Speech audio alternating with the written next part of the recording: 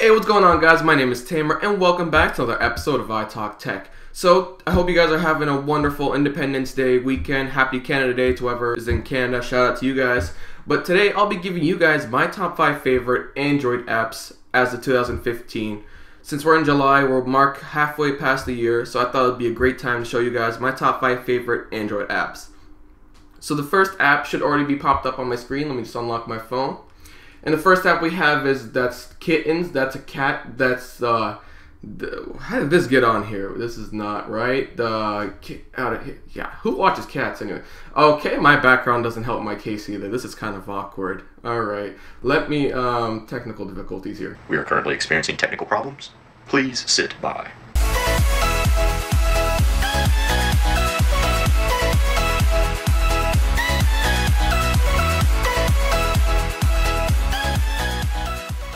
Alright everyone, sorry for that technical difficulty, but we're right back on track.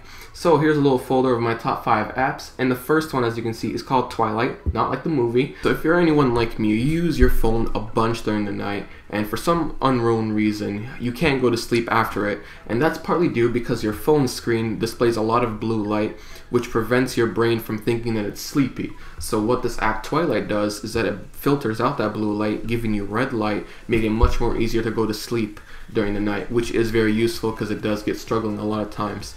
Now this app is amazing and it works. I can tell you from my own experience, it saved me hours and hours of trying to go to sleep, and it's overall amazing. It's really easy to use. You just set it once and it automatically sets it for the next day.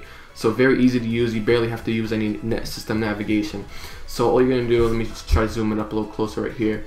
As you can see, you can change around the different color temperatures you want. You can change around the intensity and the screen dimness. Now, even though it's not doing anything right now, that's because it has a filter time. Now, if you guys can see the filter time right here, you can have it on always during when it's not the sun. You can have an alarm and you can have a custom time. So I have it during the sun. So basically, it starts it during the sunset and it ends it during the sunrise. So that's very easy. But if you want to see the effects that it does, I'm just going to change it to always. And as you can see, all I have to do is press play. And as you can see, my phone automatically turned red, and now all it is filtering out all that blue light and making it easier for the brain and it relaxes the brains and the eyes in order to make it easier for you to go to sleep at night. It's a really amazing app. I use it every day. I let it set it by itself. Overall, it's really amazing and it has saved me a bunch of hours trying to go to sleep. So the next app, or should I say game, is called Boomdots, and this is pretty much my favorite game that I've played, and I'm just straight up addicted to this game. I can't stop myself from playing it. Whenever I'm bored, I always open up this game, and it's a very simple game. So let me just zoom back out right here. So all it is you're this dot right here, and you're trying to hit this dot that's moving around right here. Now the hard part about this is this dot speed changes from time to time. So sometimes it can be slow, sometimes it can be fast, all depends. Also, you have another variable to factor in, that this dot right here, the more time you take to line up your shot and try to hit it, the closer it gets to these spikes. And if it touches these spikes, you're out, you're done. So for example, let's start like this. As you can see, the dot is starting to fall down closer and closer to those spikes, and once it touches those spikes, as you can see, it blows up and then game over. So the whole point is trying to get your score higher, and it gets very difficult as it gets faster going down these spikes. So you need to really quickly tap the screen and be able to shoot and explode the dot. Now you can have different bonus points if you hit it perfectly in the center. So let me see if I can try to recreate that right here. It's not easy looking. Yeah, there you go. So you see perfect plus 3 points. So you can easily gain up points just by trying to line up the shot and trying to get it in the center of the other dot. So this is a very fun game. I always play this game crazily. I'm all 24/7. I'm on this game. So that's Boomdots, one of my favorite games out there. So the next app is called Snapseed, and this is by far my favorite photo editor. So when you're out there taking photos, you want to photo edit them very lightly or even heavily if you want. This is one of the best apps, if not the best app, to edit your photos in. So all you do is you launch the app and you select right here to tap a photo. Just choose from gallery. And let me just use a picture I just took today of this flower. Alright. So the user interface is actually very simple, and I love the user interface. So right here down on the bottom, you have a little marker, and you can just tap on that to start editing. And then you get a wide array of tools. So let me just zoom in that for you guys. So as you guys can see, you have tune image, details, crop, rotate, transform, brush, selective, spot repair, and vignette.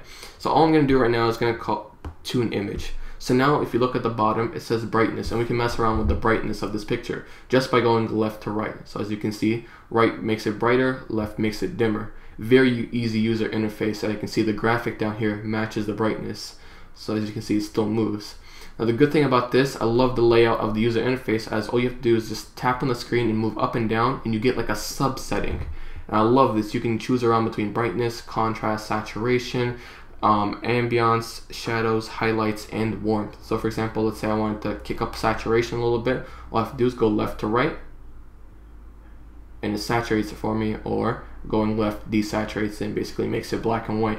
Very easy to use. I love the user interface on this app. It's quick, and you can photo edit very easily and very quickly. You're out the way easily. And also here, down here, you have filters. So if you want to quickly add a filter to your photos, you have, for example, lens blur. So you can signify which part you want to be in focus and which part you want to be out of focus. So it's very easy when selecting. You can just move around this little circle, and you can select what type of strength that you want the blur to be. So very easy, and gives you a lot of options in just a very simple manner, which not a lot of photo editors can do.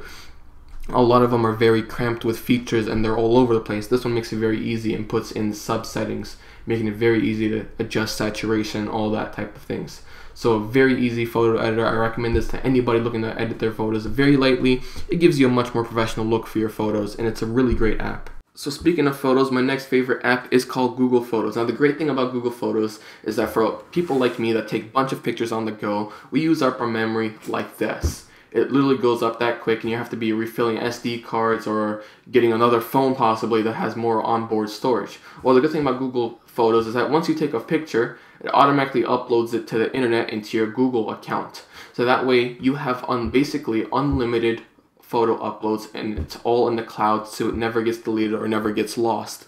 Now the great thing about this is that it's unlimited. There's no max amount. You can have 10,000 pictures and you can upload these. And if you wanted, you can have these in full resolution, up to 15 gigabytes of worth of storage. But if you want unlimited, it basically lowers down the resolution, but not by a lot, just still high resolution, but just enough so that they can have unlimited photo storage. So it's very easy. Once you take a photo, it automatically goes up to Google Photos, and you can access it from any computer that you have your Google account signed into. So I love this. I take a bunch of pictures all the time, and it makes it very easy to open up a picture that I had taken on my phone and open up on a computer and export it like that way. So very easy. Google makes it very easy. Automatically syncs up to your gallery. Once you take a picture, it's automatically up, and it's automatically up on your computer. So very cool app. I love Google Photos, and you can even have collections and different things. For example, I have a graduation collection, or I have different graduation pictures on here. So very easy. I love the user interface. It makes it really easy when navigating through this to the user interface. So I love this app. I use it almost on a daily basis, and it's very easy to set up, and you just set it up and you go. Alright, so my last favorite app is called Isu, or Isu. How you pronounce it doesn't really matter. But this is basically a magazine or a newspaper type of app. And you're probably thinking, why do I read magazines or newspapers? Well, it's pretty interesting. I only read them when I'm bored, basically. And I'm really into technology. So for example, this has like a wide array of magazines. So it's not only limited to my interest of technology. There's gaming in here. There's also sports and bunch of other things like drama. So if you want, you can just go up to this search bar, you can type in whatever interests you. So for example, I'm really big into tech, so I'm just going to type in tech, and I'm just going to search right here, and it gives me a wide array of magazines that are related to tech. So one that I like to look at quite often is called Tech Talk right here. And all you do is you start reading this magazine, or basically publication, and you just swipe through it. And basically, it's a simple magazine, and it's free. That's a good thing. A lot of magazines and newspapers out there that you buy on different apps are paid, and you have to pay for each subscription, and you have to have a subscription for them. This one is free. Read any magazines that you want that are on here, and they're all for free, and they are pretty entertaining. I love the magazines, and every time I'm bored, I'm always opening this app, reading about the newest technology. So very interesting. I love this app to death, and it's basically one of my favorite apps. So I hope you guys enjoyed this video of my top 5 favorite Android apps. You guys let me know in the comments down below which apps you like the most, and tell me which ones I missed from this video. So I hope you guys really enjoyed this video. Make sure to give it a big thumbs up, and thumbs it up for cat pictures. So without further ado, guys, peace.